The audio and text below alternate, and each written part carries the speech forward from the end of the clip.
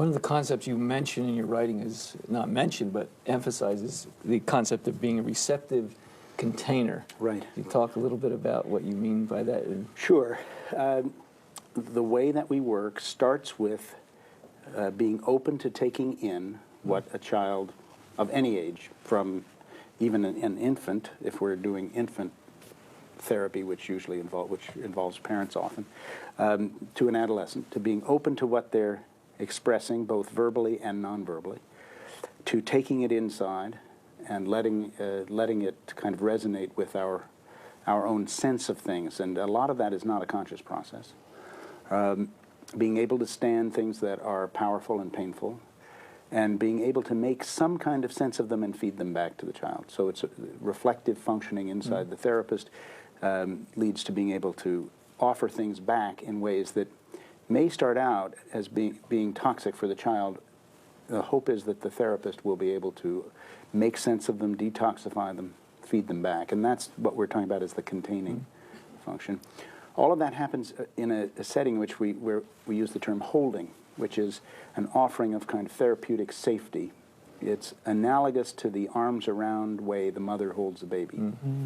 And that's a matter of providing a space that feels safe to a child, that is a place they can be who they are, can tell the therapist who they are. We're almost ready to watch you work. And you mentioned, with separation and attachment, we're going to get a chance to watch you work with Angie and her son, Jeff. Right.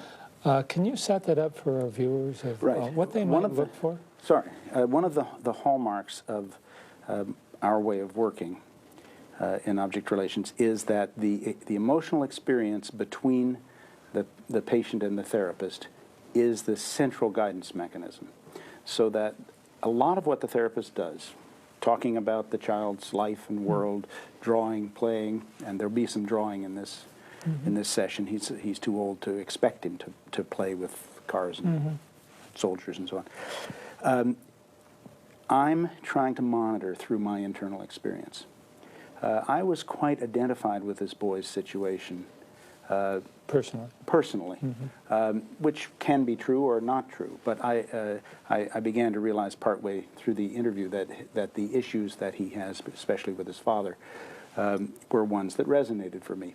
But there are always some areas of resonance and of discord, and monitoring those with having an idea of what your own baseline is lets you have an experience from inside a shared situation, so the therapist can speak to the child from inside that. So I'd hope that viewers would do that themselves, not worry about what I'm feeling, but track what they feel as they go through the interview with me, both with the mother and with the child, and then try to use that to make sense of the interview, to see where they would identify with the mother and the child and where they wouldn't.